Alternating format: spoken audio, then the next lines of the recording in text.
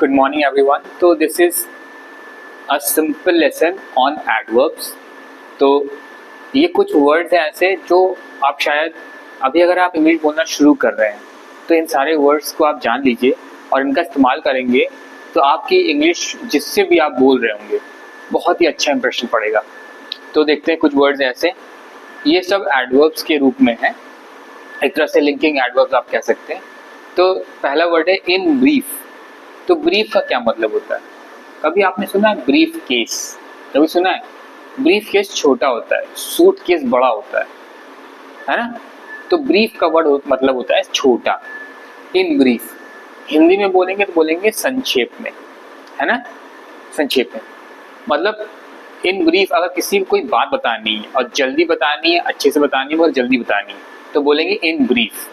Tell me in brief, मुझे बताओ मगर छोटे में, ठीक है? इन कंक्लूजन, कंक्लूजन का क्या मतलब होता है? जब अंत हो रहा होता है किसी बात का, किसी भी कन्वर्सेशन का अंत हो रहा होता है या किसी भी डायलॉग का अंत हो रहा होता है, या आप कोई बात कह रहे हैं अब आपको ख़त्म करनी है, अब मतलब आप लास्ट में बोलेंगे अब मैं जाते जाते ये बोल रहा हूँ। तो लास्ट का जो पार्ट होता है, 2 लाइन या 1 लाइन, उसको बोलते हैं कंक्लूजन। फिर इन इफेक्ट, तो एक होता है अफेक्ट वर्ड, मतलब क्या पड़ेगा फर्क, और इफेक्ट मतलब होता है उसकी वजह से। अब देखिए ये जो वर्ड्स हैं अफेक्ट और इफेक्ट, ये बेसिकली एक नाउन है, एक ये नाउन है और एक वर्ब है। तो अफेक्ट जो है एक वर्ब है और ये वर्ड आपको बता रहा होता है कि इससे क्या होगा, हाँ? और ये वर्ड है कि ये तब वर्ड यूज किया जाएगा कि रिजल्ट क्या होगा किसी चीज का।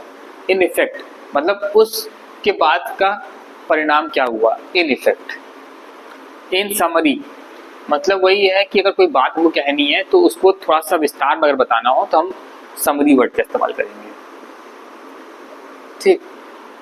उसके बाद इन द मीन टाइम, तो इन द मीन टाइम का मतलब क्या है? इन the mean time, mean time का मतलब होता है जैसे मान लीजिए आप 2 लोग बैठे हुए हैं या कई लोग बैठे हुए हैं और सबसे बोला गया कि कुछ देर में अभी हमारे साथ एक नए लोग जुड़ेंगे और फिर हम लोग अपना काम शुरू करेंगे, तब तक जब तक वो नहीं जुड़ रहे हैं इस समय के दौरान हम लोग कुछ स्नैक्स खा लेते हैं। तो in the mean time we should have some snacks, after that somebody will join us, है ना? तो वो समय का दौरान के लिए हम लोग मीन टाइम का इस्तेमाल करते हैं, इन द मीन टाइम। इंसिडेंटली कोई हादसा नहीं है ये, वो एक्सीडेंट होता है। ये इंसिडेंट मतलब होता है कोई संयोग, जैसे जो ना उम्मीद की गई हो और वो हो जाए, तो इंसिडेंटली कुछ होता है। इंडीड का क्या मतलब हो सकता है? इन सारे वर्ड्स को आप यूज करिएगा तभी आपको ये चीजें याद रहेंगी, वरना भूल जाओगे इस वीडियो की देखने के जस्ट बाद ही। इंडीड मैंने बोला शाम को अगर खाना कम खाया जाए तो बॉडी का मेटाबॉलिज्म, जो प्रक्रिया होती है पचाने की, वो बेटर होती है। तो अगर आपको बात सही लगी तो आप बोलेंगे हाँ सही कह रहे हो, तो आप सही कह रहे हो की जगह आप यूज कर सकते हैं Indeed.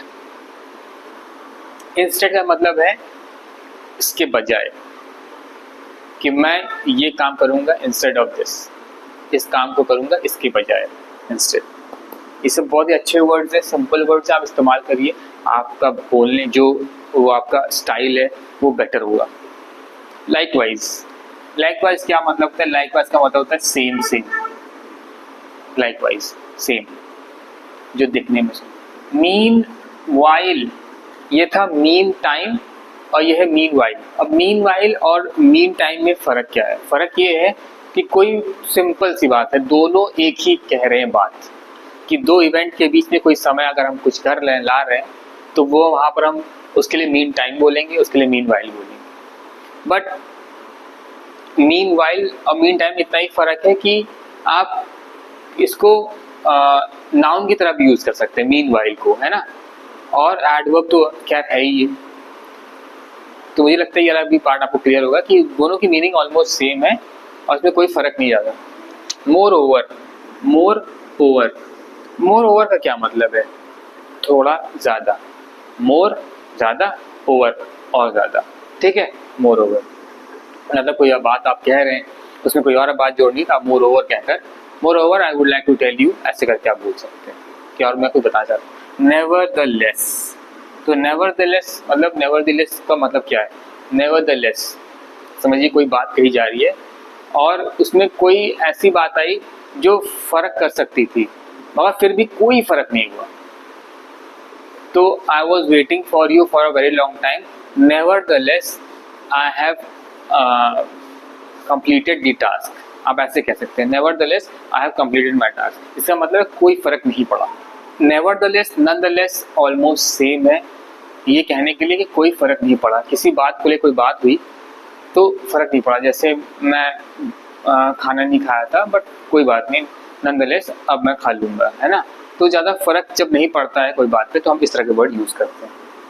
Of course, of course मतलब जब कोई बात को अग्री करते हैं तो हम ऑफ कोर्स बोल सकते हैं, यस बोल सकते हैं, है ना, आई अग्री बोल सकते हैं, तो ये वर्ड। ओवरऑल मतलब कोई बात आपने बोली, मैं कहीं गई थी और मैंने वहाँ पर ये खाया, मैंने वहाँ वो खाया, मगर आपको बोलना है मगर काफ़ी हद तक देखा जाए तो सारा खाना अच्छा था, तो overall the food was good.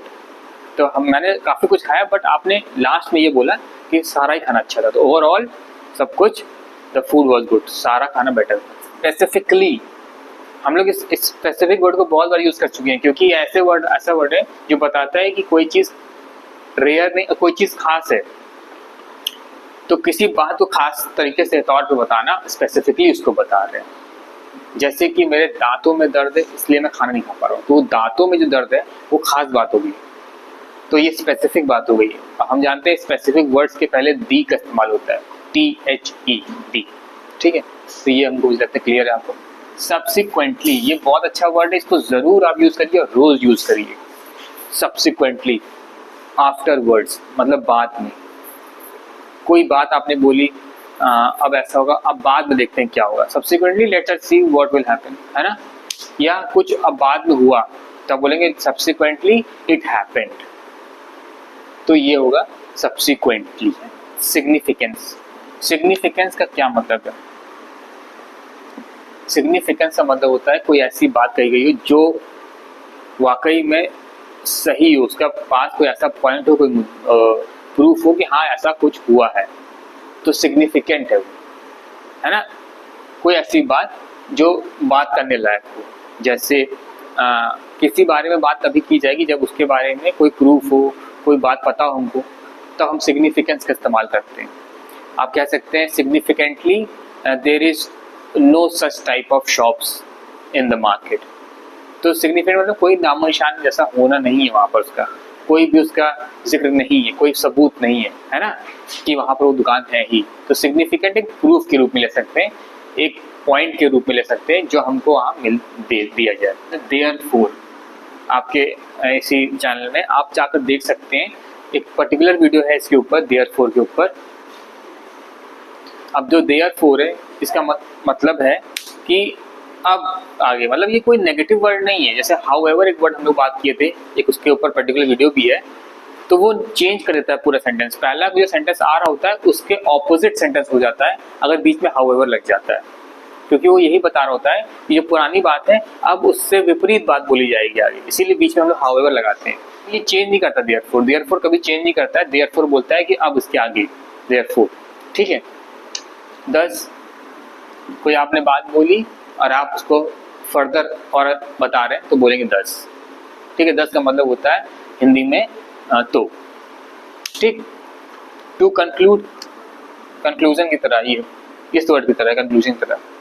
मुझे लगता है ये एडवर्ब्स और कुछ नाउन्स भी मैंने बताए थे, तो ये सब एडवर्ब्स है, लिंकिंग एडवर्ब्स है। इनका आप डेली इस्तेमाल करिए, आपकी इंग्लिश बहुत ही अच्छी होगी। वोकैबुलरी पे टेंशन मत लीजिएगा, ग्रामर टेंशन मत लीजिएगा, बस आप बोलना शुरू करिए। कोई दिक्कत है तो मुझे आप कमेंट कर सकते हैं, मैं पर्टिकुलर वीडियोस बनाऊंगा अगर आप चाहेंगे तो किसी भी टॉपिक पे। तो इनको आप नोट डाउन करिए और इसको डेली प्रैक्टिस करिए बोल के।